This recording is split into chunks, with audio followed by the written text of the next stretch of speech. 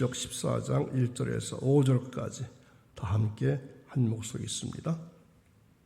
또 내가 보니 보라 어린 양이 시온산에 섰고 그와 함께 14만 4천이 서 있는데 그들의 이마에는 어린 양의 이름과 그 아버지의 이름을 쓴 것이 있더라.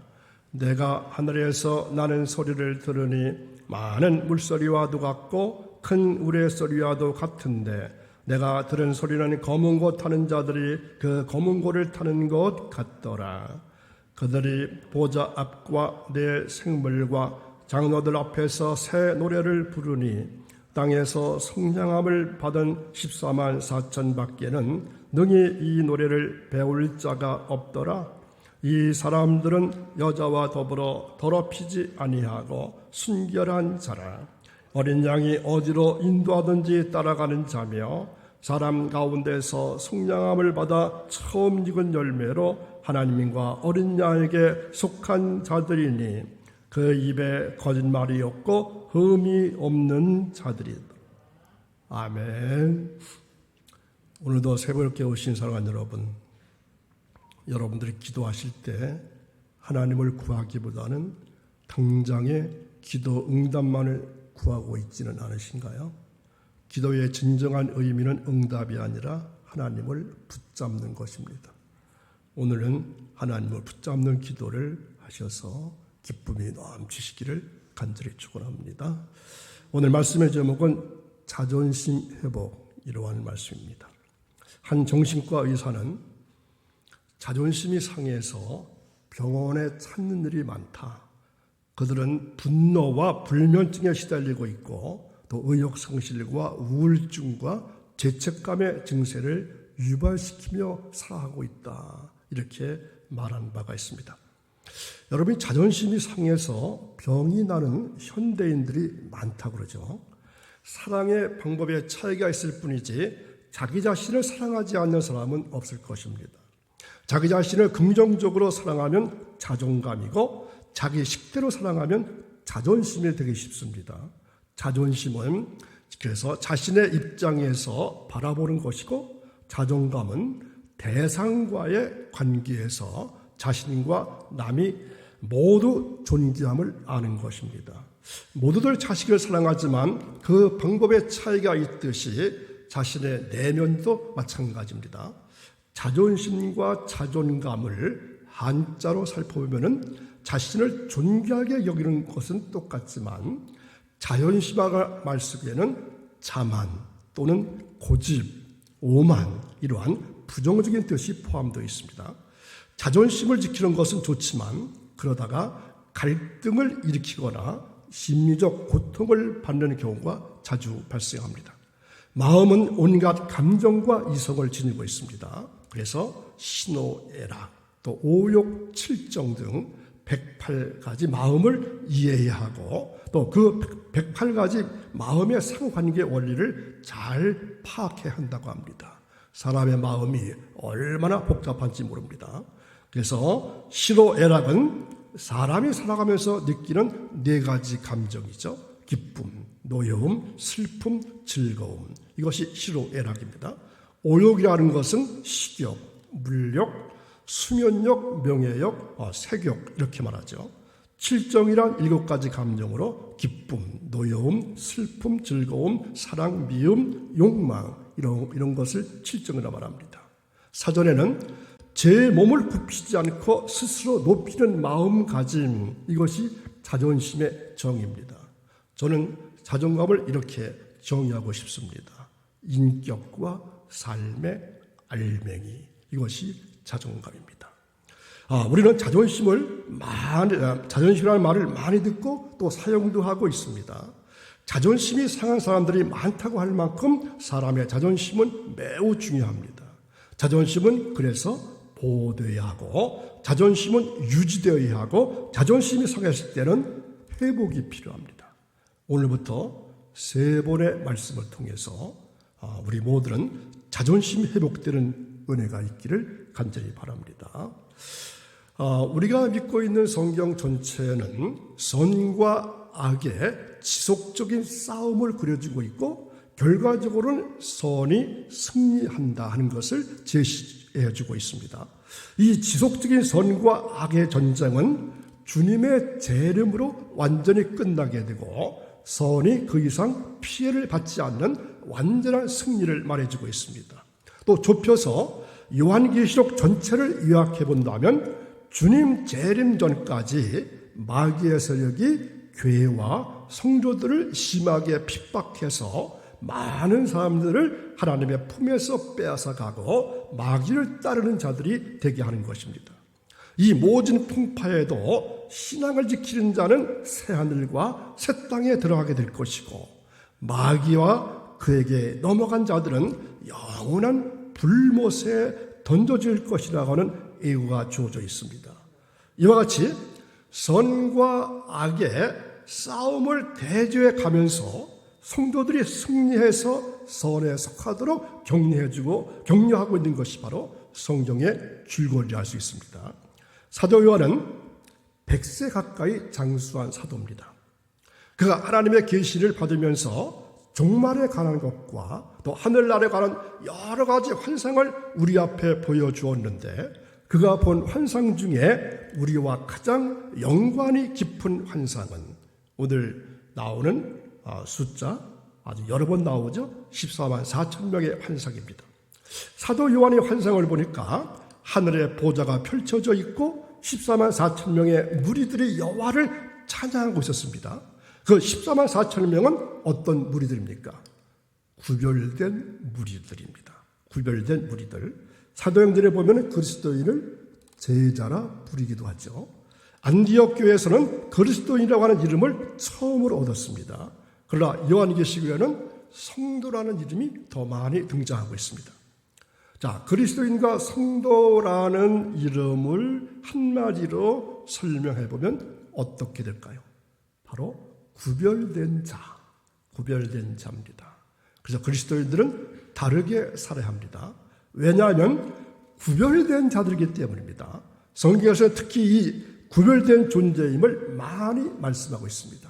그 중에 몇 가지만 찾아보겠습니다. 베드로전서 2장 9절 오직 너희는 택하신 족속이요 왕같은 제사장들이요 거룩한 나라요 그의 소유가 된 백성이니 이는 너희를 어두운 데서 불러내어 그의 기이한 빛에 들어가게 하신 이의 아름다운 덕을 선포하게 하려 하심이라. 아멘. 택하신 족속, 왕같은 제사장, 거룩한 나라.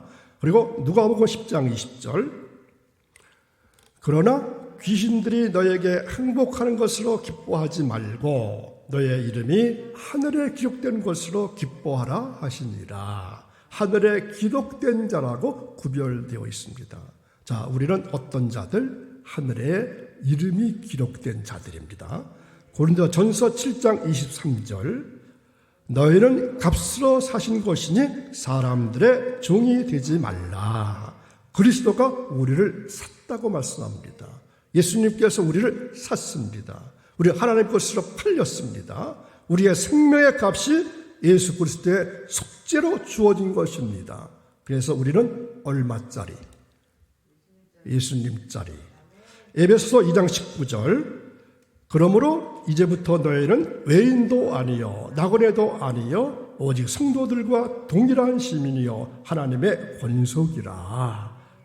우리는 하늘나라의 시민이라고 구별된 사람들입니다. 하나님의 가족입니다. 구별성을 가지는 것입니다. 어떤 이가 모임에서 이런 연설을 했다고 합니다. 오늘날 그리스도인의 최대 위기는 믿는 자와 믿지 않는 자의 구별이 없는 것이다. 믿는 자와 믿지 않는 자의 구별이 없는 것이 이 시대의 최대 위기라고 하는 것입니다. 우리는 구별된 자로서 구별된 사람처럼 살아야 합니다. 그래서 하늘에 있는 14만 4천을 다른 말로 표시하면 구별된 무리라는 것입니다. 이것은 상징수로서 땅 위에 예수 믿고 구원받은 사람의 숫자를 말합니다. 하늘나라에 다 갈 수 있는 성도의 숫자입니다. 이것은 12지파와 12제자라고 하는 개념이 구약과 신약을 대표해서 12 곱하기 12는 144죠. 그리고 이 땅의 완전수 10을 제곱해서 1000으로 계산을 해서 144 곱하기 1000, 그래서 14만 4천이라는 숫자가 나오는 것입니다. 그래서 이 숫자는 땅 위에 있는 우리도 포함된 숫자입니다. 앞서간 자들만의 숫자만 아니라 우리도 그 무리에 포함됩니다. 훗날 하늘나라에 가면은 우리도 14만 4천 명이 누리는 그 영광의 자리에 서게 될 것이고, 거기서 여호와 하나님을 영원토록 찬미하게 될 것입니다. 이 사람들의 믿음은 땅 위에 있는 우리들의 믿음입니다. 지상에 있는 우리들에게 14만 4천 명의 특징을 가지고 살라는 것입니다. 지금 우리가 14만 4천 명의 구별된 사람의 믿음과 삶을 가지라는 것입니다. 믿음이 성화를 이루게 됩니다. 순종이 성화를 이루게 됩니다. 헌신이 성화를 이루게 됩니다. 결국 14만 4천은 흠이 없이 완전한 제물되게 성화된 자들입니다. 흠이 없는 양은 제물에 흠 없는 표현을 없음을 표현하는 것이 표현하는 말입니다. 오직 하나님께 바쳐지고 하나님의 것으로 드려진 자가 되기 때문에 자기 자신을 완전에 이르게 성화된 자 14만 4천입니다. 14만 4천이 된다고 하는 것은 오직 믿음, 오직 순종, 오직 헌신, 오직 성화를 이룬 자가 되는 것을 말합니다.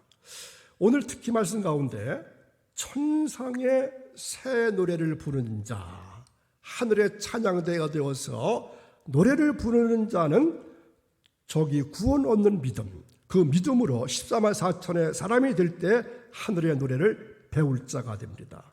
자, 믿음을 지키는 자, 용과 두 짐승의 미혹과 협박, 거짓 술수에서도 믿음을 지켜서 오직 예수님께 순종, 예수님께 헌신, 예수님을 닮는 성화를 이룬 자, 천상 찬양대가 될 수 있기를 간절히 바랍니다. 그래서 하나님께만 향한 찬송, 은혜에 감사하고 마음과 뜻을 다한 찬송, 때로는 적셔지는 눈물을 가지고 부르는 찬송, 남이 들어도 큰 은혜를 느끼게 하는 찬송을 할 수 있어야 한다는 것입니다. 여러분, 찬송은 능력이 있다고 그러죠. 하나님을 즐겁게 해주는 능력이 있습니다. 내 영혼을 살찌게 하는 능력도 있습니다. 내 육신의 병을 치유하는 능력도 있습니다. 암 환자의 진단을 내렸던 의사가 얼마 후에 다시 그 환자를 진단했는데 암이 없어졌습니다. 어떤 치료를 받느냐고 물어보니까 찬양밖에 한 일이 없다고 대답하더라 합니다. 찬양에는 이러한 능력도 있음을 믿으시기 바랍니다. 오로지 하나님을 향한 찬양, 죄를 회개하고 구속받은 자의 찬양, 그 입에 거짓이 없는 진실된 찬양, 하나님의 말씀이라면 내게 손해가 따르고 따르는 자의 찬양, 세상의 어려운 시련에서도 이겨내고 심지어 순교라도 각오한 자의 마음에서 우러나온 찬양은 바로 새 노래가 되는 것입니다. 이 새 노래는 하나님을 기쁘시게 하고 내 영과 육을 새롭게 하는 능력을 있음을 믿으시기 바랍니다. 하나님을 찬양하는 같은 찬송을 부르는 자가 새 노래가 될 수도 있고 헛 노래가 될 수 있다는 것입니다. 똑같은 찬양을 하는데 어떤 사람은 새 노래로 찬양을 하고 어떤 사람은 옛날 헛 노래로 찬양한다는 것입니다. 같은 사성을 가지고도 일평생 한 노래만 부르고 많은 자가 있고 새 노래로 부르는 자가 있을 수 있다는 것입니다. 무엇보다도 하늘나라에서 14만 4천 명의 찬양 대열에 끼어서 새 노래를 영원토록 부르게 됨을 믿으시고 새 노래를 부르시는 여러분 모두가 되시기를 간절히 원합니다. 그 위대한 스펄전 목사님은 신앙생활을 이렇게 비유했습니다. 신앙생활은 악기 조율과 같다. 이 땅에서 악기를 손질하지 아니하면 하늘나라에 가서 쓸모없는 악기가 될 것이다. 음악의 대가들은 악기를 대단히 소중히 여깁니다. 악기를 가지고 연주하는 대가들은 우리가 생각하는 것보다 아주 전문적인 악기 관리를 하는 것입니다. 이렇게 전문가들은 악기를 소중히 관리합니다. 만약 악기를 조율하지 않고 무대에 서면은 그 연주는 제대로 될 수가 없습니다. 노련한 어부는 어장에 가기 전에 그물을 던지기 전에 반드시 그물을 손질합니다. 이 땅 위에서 우리가 올바른 그리스도로 다듬어져야 하늘나라 14만 4천 명의 무리에 포함되기에 부끄럽지 않을 줄로 믿습니다. 이 사람들은 바로 땅 위에 사는 우리가 지녀야 할 성품을 우리 앞에 말하는 것입니다. 이들은 다른 사람들이 아닙니다. 바로 우리들입니다. 우리들은 구별된 자로서 오늘도 구별된 사람답게, 예수 믿는 사람답게, 그리스도인답게 살아가시는 복된 한 날이 이어지기를 간절히 축원합니다. 생명의 아버지 하나님, 무더운 날씨의 한가운데서 주님의 사랑을 깊이 생각해 봅니다. 이 더위에 더욱 힘찬 생명의 약동을 느끼게 하시니 감사합니다. 만물이 하나님으로 말미암아 생기고 자라며 힘을 얻게 되었습니다. 우리 인생도 그렇게 힘을 얻게 되었음을 감사드립니다. 양식이 없어 배고픈 것이 아니요 물이 없어 목마른 것이 아니라 이 시대가 하나님의 말씀을 들을 수 없어 모두가 굶주리고 있다고 탄식하신 주님, 오늘 말씀을 통해서 내 자존심을 회복하게 하옵소서. 저희가 구별된 성도임을 분명히 알게 하셔서 구별된 자의 삶을 살게 해 주옵소서. 14만 4천 명에 나도 들어가 있다는 사실을 분명히 알아서 하나님을 영원토록 세세 찬양할 수 있는 주님의 귀한 성도들, 백성들 다 될 수 있게 하실 것을 믿사오며 예수님의 이름으로 기도하옵나이다. 아멘.